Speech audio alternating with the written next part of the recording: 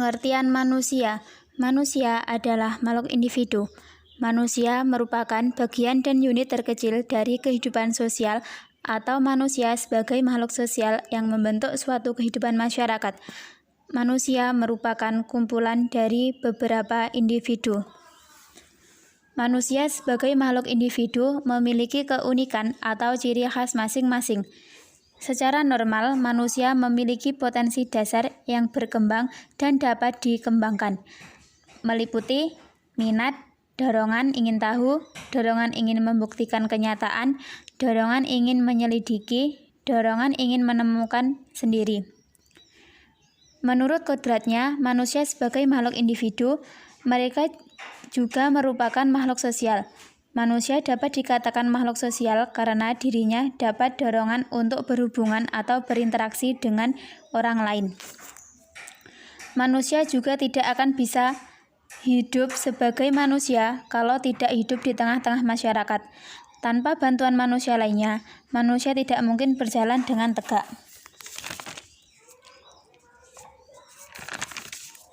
Pengertian kebudayaan. Secara etimologi, kebudayaan dari akar budaya yang berasal dari bahasa Sanskerta dari akar kata budi tunggal, jamaknya adalah budi atau akal budi atau pikiran.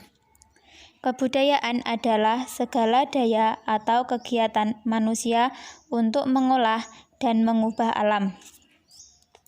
Kebudayaan tidak diwariskan secara biologis, melainkan hanya mungkin diperoleh dengan cara belajar, dan kebudayaan tersebut diperoleh manusia sebagai anggota masyarakat. Hampir semua tindakan manusia adalah kebudayaan.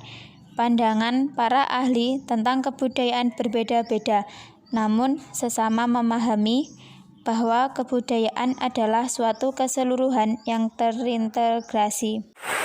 Sejarah perkembangan pada manusia. Negara Indonesia adalah salah satu negara multikultur terbesar di dunia. Hal ini dapat dilihat dari kondisi sosiokultural maupun geografis Indonesia yang begitu kompleks, beragam, dan luas.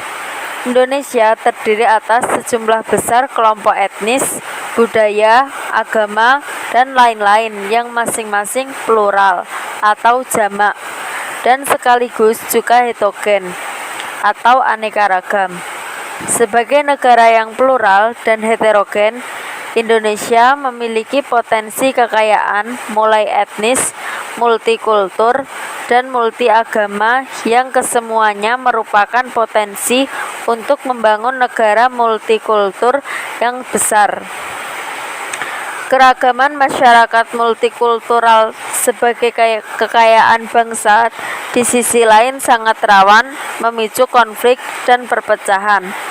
Sebagaimana yang dikemukakan oleh Nasikun bahwa kemajemukan masyarakat Indonesia paling tidak dapat dilihat dari dua cirinya yang unik.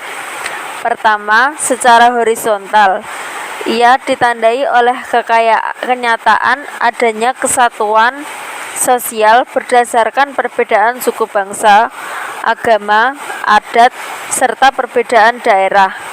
Dan kedua, secara vertikal ditandai oleh adanya perbedaan vertikal antara lapisan atas dan lapisan bawah yang cukup tajam. Pluralitas dan heterogenitas yang tercermin pada masyarakat Indonesia diikat dalam prinsip persatuan dan kesatuan bangsa yang kita kenal dengan semboyan Bhinneka Tunggal Ika, yang mengandung makna meskipun Indonesia berbineka tetapi terintegritas dalam kesatuan.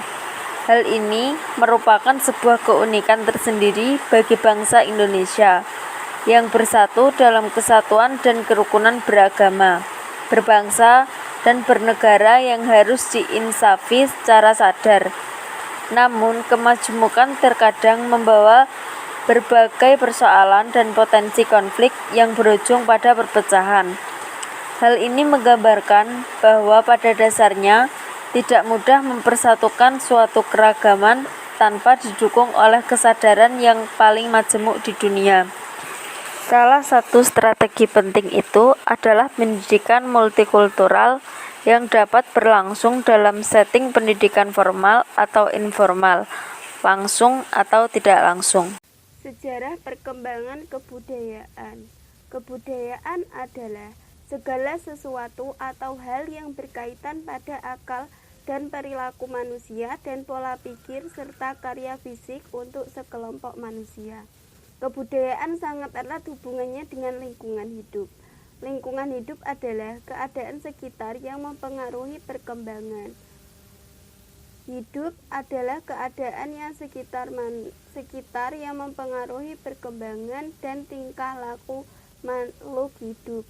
Segala sesuatu yang ada di sekitar manusia yang mempengaruhi perkembangan kehidupan manusia, baik langsung maupun tidak langsung, juga merupakan pengertian lingkungan.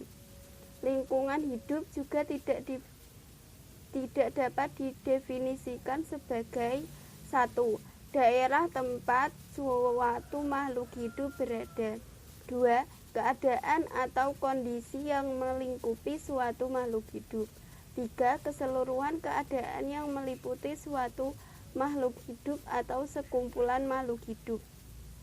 Sifat lingkungan hidup ditentukan oleh: pertama, jenis dan masing-masing jenis unsur lingkungan hidup tersebut. Kedua, hubungan atau interaksi antar unsur dalam lingkungan hidup ini. Ketiga, kelakuan atau kondisi unsur lingkungan hidup. Keempat, faktor non-materi suhu, cahaya, dan kebisingan. Faktor-faktor inilah yang menentukan lingkungan hidup akan menjadi lebih baik atau akan menjadi lebih buruk.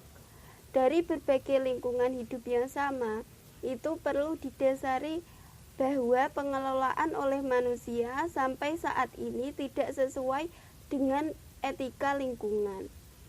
Etika lingkungan sangat dibutuhkan untuk menyeimbangkan alam semesta. Sementara itu, manusia beranggapan bahwa manusia bukan bagian dari alam semesta sehingga manusia secara bebas mengelolanya, bahkan sampai merusak lingkungan hidup. Di dalam etika lingkungan terdapat prinsip-prinsip yang digunakan. Adapun prinsip-prinsip etika lingkungan menurut Sonny Keraf antara lain: sikap hormat terhadap alam, prinsip tanggung jawab, solidaritas kosmis, kasih sayang dan kepedulian terhadap alam, tidak merugikan, hidup sederhana dan serasi dengan alam, keadilan, demokrasi, integritas moral.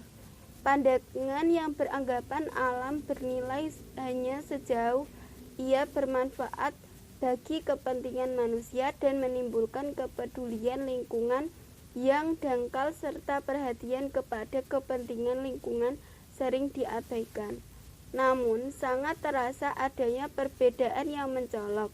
Hal ini tidak lain karena terjadinya eksploitasi besar-besaran oleh manusia, baik sadar maupun tak sadar. Lingkungan hidup baik biotik maupun abiotik berpengaruh dan dipengaruhi oleh manusia.